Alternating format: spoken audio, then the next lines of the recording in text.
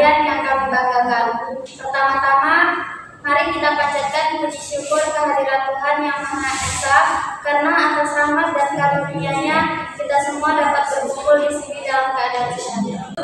Kami dari kelompok 6 akan mempresentasikan hasil tugas kami yang berjudul Kepemimpinan Efektif untuk Tim Multikultural. Dalam presentasi ini, kami akan membahas beberapa poin penting, antara lain pendahuluan, definisi kepemimpinan, kekuasaan dan pengaruh, membedakan konsep keterampilan kepemimpinan yang efektif, pendekatan terhadap kepemimpinan, kepemimpinan bersama, kepemimpinan tim virtual, dan kesimpulan. Kami berharap presentasi ini dapat menambah wawasan dan memberikan manfaat bagi kita semua. Tanpa berpanjang lebar, mari kita mulai presentasi ini. Kami berharap presentasi ini dapat menambah wawasan dan memberikan manfaat bagi kita semua. Baik, sebelum dimulai, izinkan kami memperkenalkan diri sendiri satu-satu. Nama saya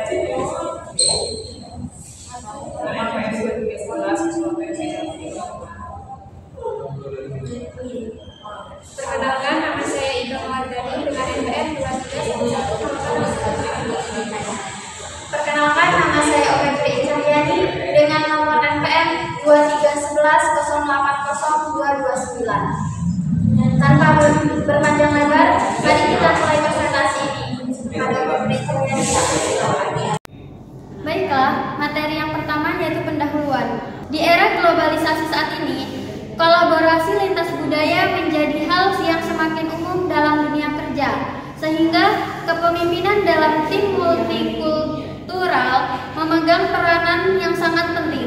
Tim yang terdiri dari individu dengan latar belakang budaya yang berbeda dapat memberikan kontribusi berupa perspektif yang kaya dan beragam.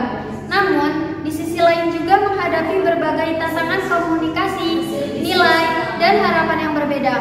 Oleh karena itu, pemimpin perlu memiliki kemampuan untuk memahami, menghargai, dan menjembatani perbedaan budaya tersebut guna menciptakan lingkungan kerja yang inklusif, harmonis, dan produktif. Baik, selanjutnya definisi kepemimpinan. Kepemimpinan itu apa sih? Kepemimpinan adalah kemampuan untuk mempengaruhi dan mengarahkan individu atau kelompok menuju pencapaian tujuan bersama. Dalam konteks tim multikultural, kepemimpinan tidak hanya sebatas pada pengambilan keputusan atau pengarahan tugas, tetapi juga mencakup pemahaman yang mendalam terhadap perbedaan budaya, nilai, dan cara berpikir antar anggota tim. Seseorang pemimpin yang efektif harus mampu menjembatani perbedaan tersebut dengan menciptakan lingkungan kerja yang inklusif, saling menghargai, dan mendorong kolaborasi antar budaya demi mencapai sinergi dan hasil yang optimal. Baik, sekian materi yang dapat saya paparkan. Selanjutnya akan saya serahkan kepada Ika Mawardani. Materi selanjutnya yaitu kekuasaan dan pengaruh dalam tim multikultural. Kekuasaan dapat bersumber dari berbagai aspek seperti posisi formal, keahlian, dan kemampuan interpersonal. Namun, cara kekuasaan dan pengaruh dijalankan sangat dipengaruhi oleh latar belakang budaya masing-masing anggota tim. Di beberapa budaya, struktur hierarki sangat dihormati, sementara di budaya lain, pendekatan yang lebih egaliter lebih diterima. Demikian pula, pengaruh bisa bersifat kolektif dalam budaya yang menekankan kebersamaan atau lebih individualistik di budaya yang menghargai inisiatif pribadi. Oleh karena itu, pemimpin yang efektif harus mampu mengenali dinamika ini dan menyesuaikan gaya kepemimpinannya agar dapat membangun kepercayaan, meningkatkan keterlibatan, dan memaksimalkan potensi tim yang beragam. Kepemimpinan, manajemen, dan fasilitasi. Kepemimpinan, manajemen, dan fasilitasi merupakan 3 konsep yang saling berkaitan, namun memiliki fokus dan peran yang berbeda dalam sebuah tim. Manajemen berfokus pada aspek perencanaan, pengorganisasian, dan pengendalian sumber daya untuk mencapai tujuan tertentu. Fasilitasi lebih menitik beratkan pada peran dalam mendukung proses kolaborasi dan pengambilan keputusan di dalam kelompok. Sementara itu, kepemimpinan mencangkup elemen-elemen dari keduanya, tetapi juga melibatkan kemampuan untuk menciptakan visi, menginspirasi, dan memotivasi anggota tim. Dalam konteks tim multikultural, seorang pemimpin yang efektif harus mampu berperan sebagai manajer dan fasilitator sekaligus, serta mampu menyesuaikan pendekatannya sesuai dengan kebutuhan dan karakteristik budaya tim yang dipimpinnya. Selanjutnya yaitu kunci kepemimpinan efektif. Kepemimpinan yang efektif dalam tim multikultural membutuhkan sejumlah keterampilan kunci, seperti komunikasi yang jelas, empati, serta kemampuan membangun hubungan antar anggota tim. Pemimpin harus mampu mendengarkan dengan aktif dan memahami berbagai perspektif yang dipengaruhi oleh latar belakang budaya yang berbeda, sekaligus menciptakan ruang yang aman dan terbuka bagi semua anggota untuk berkontribusi secara setara. Selain itu juga penting bagi seorang pemimpin untuk memiliki kemampuan dalam mengelola konflik yang mungkin muncul akibat perbedaan budaya dengan pendekatan yang konstruktif dan adil. Melalui kepemimpinan yang inklusif dan adaptif, pemimpin dapat mendorong kolaborasi yang harmonis dan produktivitas tim yang optimal. Selanjutnya yaitu pendekatan kepemimpinan. Dalam konteks tim multikultural, pendekatan terhadap kepemimpinan perlu disesuaikan dengan kebutuhan dan dinamika tim yang beragam. Pendekatan transformasional yang menekankan inspirasi, motivasi, dan pengembangan potensi individu. Ini sangat efektif dalam membangun keterlibatan emosional dalam komitmen tim.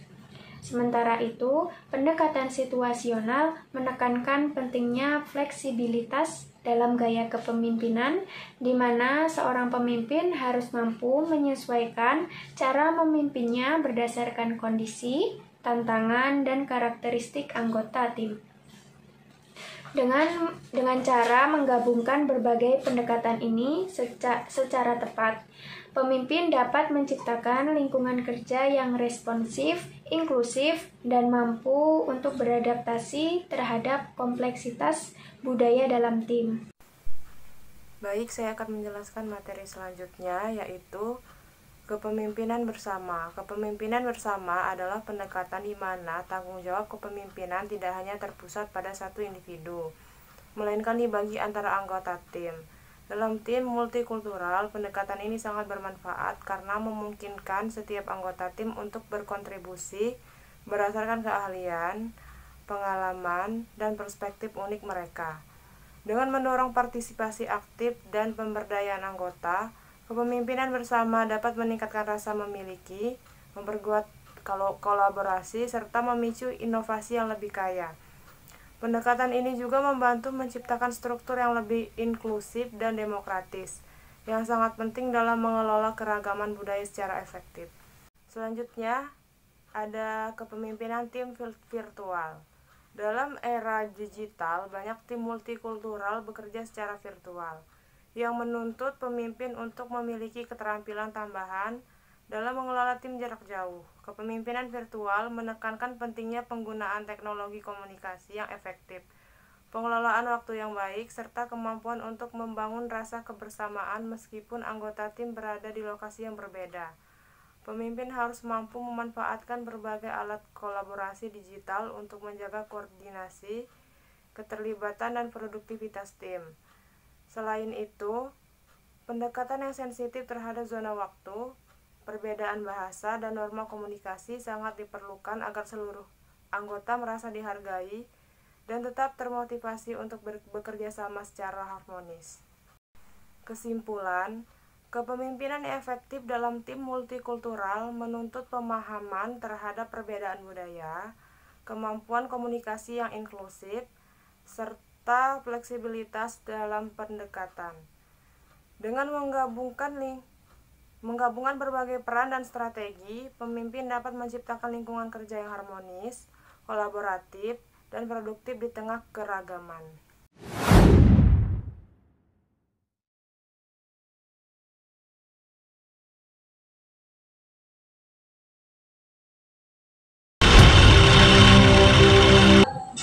Demikianlah kegiatan presentasi dan diskusi hari ini. Kami meminta maaf jika banyak kesalahan atau kekurangan dalam presentasi ini.